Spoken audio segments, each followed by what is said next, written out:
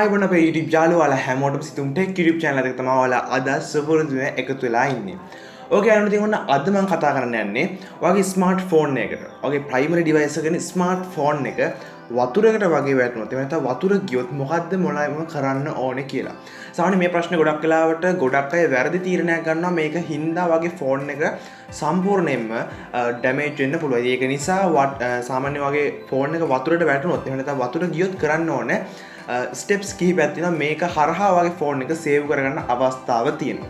ඉතින් මුලින්ම ගත්තොත් ඔයාගේ ෆෝන් එක යම්කිසි හේතුවකින් ඔයාගේ අතින් හෝ යාළුවෙක් අතින් වතුරකට වැටුණොත් එහෙම නැත්නම් වතුර ගියොත් ඔයා මුලින්ම කරන්න ඕනේ ෆෝන් එකට වතුර ඇතුල් වෙන්න පුළුවන් තියෙන ටැංක් ටික අවහිර කරන්න ඕනේ.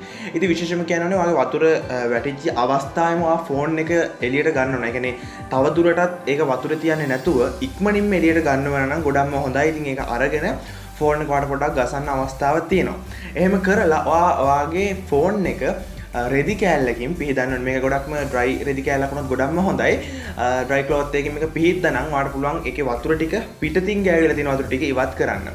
ඒ වගේම ෆෝන් එක හැම වෙලාවකම අප්සයිඩ් ඩවුන් එකෙන් තියන්න එපා. ඒ කියන්නේ ඔයාගේ ෆෝන් එකේ charging port එක තියෙනවා. ඊට පස්සේ headphone jack එක තියෙනවා. මෙන්න මේක හරහා ස්පීකර් එක හරහා වගේ තැන් වලින් ඔයාගේ ෆෝන් එක ඇතුළට වතුර යන්න තියෙන අවස්ථාව ගොඩක් වැඩි. ඒක නිසා ඒ හැම එකම පල්ලෙහාට හිටින විදිහට. ඒ කියන්නේ වතුර බේරෙන විදිහට ඔයා ෆෝන් එක තියන් ඉන්නවා නම් ගොඩක් හොඳයි.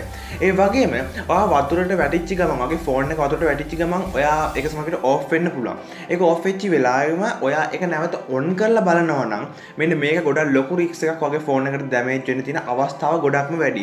කොහෙත්ම කොයි වෙලාවකත් ඔයාගේ ෆෝන් එක වතුරට වැටිච්ච ගමන් IP rating නැති ෆෝන් එකක් මේක IP rating තියෙනවා නම් කිසිම ප්‍රශ්නයක් නැහැ. නමුත් IP rating නැති ෆෝන් එක කොහෙත්ම ඔයාගේ ෆෝන් එක ඔන් කරන්න හදන්න එපා. සහ ෆෝන් එක ඔන් එකේ තියෙනවා නම් ඕෆ් කරලා ප්‍රශ්නයක් නැහැ. ඔන් කරන්න හදන්න එපා. මොකද ඔන් කරද්දී ෆෝන් එක ඇතුලේ තියෙන සර්කිට්ස් ඩැමේජ් වෙන්න අවස්ථාව තියෙනවා. ඉතින් ඒක නිසා කොහෙත්ම ෆෝන් එක ඔන් කරන්න එපා.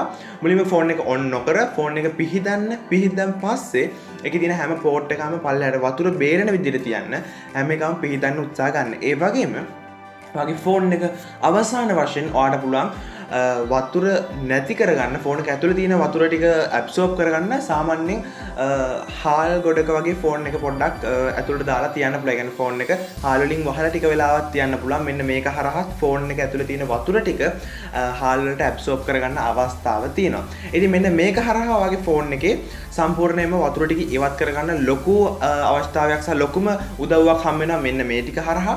මේ ක්‍රම ටික කරලා අවසානයේට වගේ ෆෝන් එක ඔන් කරාට ප්‍රශ්නයක් වෙන්නේ නැහැ. ඉතින් වගේ ෆෝන් එකේ ඩැමේජ් එක තීරණය වෙන්නේ ඔයාගේ ෆෝන් එක කොච්චර වෙලා වතුර ඇතුලේ තිබ්බද සහ වතුරෙන් ඒ ෆෝන් එක ඉවත් කරගන්න කොච්චර වෙලා ගියාද කියන එක මත. ඒ කියන්නේ දැන් සාමාන්‍ය වගේ ෆෝන් එක වතුරට වැටුනන් පස්සේ ඔයා ගොඩක් වෙලා වතුර ඇතුලේ තියන්න එපා. වැටිච්ච ගමම ගන්න එළියට. ඊට පස්සේ ෆෝන් එක සම්පූර්ණයෙන්ම ගසලා ඒකේ පෝට්ස් හැම එකම පල්ලෙහාට වතුර බේරෙන විදිහට තියන්න. සහ ඒ වගේම ෆෝන් එක ඩ්‍රයි රෙදි කෑල්ලකින් පිහිදන්න. ඒ වගේම ඒක අවසාන වශයෙන් සහල් උරේක වගේ දාලා තියන්න. මේක හරහා වගේ ෆෝන් එකේ වතුර ටික ඉවත් කරගන්න අවස්ථාව තියෙනවා. ඉතින් මේක කොහෙත්ම විශේෂයෙන් මතක තියාගන්න ෆෝන් එක ඔන් කරන්න හදන්න එපා. ඔයාට මේකේ හැම පෝට්ස් එකක්ම වගේ මේකේ අපි දන්නවා ෆෝන් එක ඇතුළට යන්න පුළුවන් ගොඩක්ම අවස්ථාව තියෙන වතුර පෝට්ස් වලින්. ඉතින් මෙන්න මේක හරහා යන්න පුළුවන් නිසා හැම වෙලේම ඒ පෝට්ස් හැම එකක්ම වතුරින් ඉවත් කරලා තියාගන්න වග බලා ගන්න. ඉතින් මම හිතනවා මේ වීඩියෝ එකෙන් ඔයාලට පුළුවන් වෙන්නේ නැති වගේ ෆෝන් එකට වතුර ගියොත් මොකද්ද ගන්න ඕන පියවර යන කියන එක හරි අවබෝධයක් ලබා ගන්න. ඉතින් ඇත්තට මේක සාමාන්‍යයෙන් ගොඩක් ලොකු ප්‍රශ්නයක් වෙනවා. සාමාන්‍ය අපි එදිනෙදා වැඩ කරද්දී මේ වගේ වතුර යන්න පුළුවන් ප්‍රවණතාවය ගොඩක්ම වැඩි ෆෝන් එකකට. ඉතින් ඒක නිසා විශේෂයෙන්ම කියන්නේ ඔයා ස්මාර්ට් ෆෝන් එකක් බයි කරද්දී ගොඩක් වෙලාවට IP rating තියෙන ස්මාර්ට් ෆෝන් එකක් ගන්න try කරන්න. නමුත් එහෙම නැති ෆෝන් එකක් වගේ නම් ඔය වගේ අවස්ථාවකදී මේ ස්ටෙප්ස් ටික follow කරලා ඔයාලට පුළුවන් ඔයාගේ ෆෝන් එක save කරගන්න.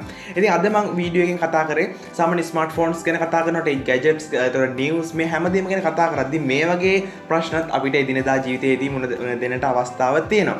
ඉතින් මම හිතනවා අද වීඩියෝ එක ඔයාලට ගොඩක් වැදගත් වෙන්න ඇති. සහ මේ වගේ ප්‍රශ්නයක් තියෙන යාළුවෙක්ට දැනගන්න මේක share කරන්න සහ විශේෂයෙන්ම මේ වීඩියෝ එක අනිත් අය අතර share කරන්න.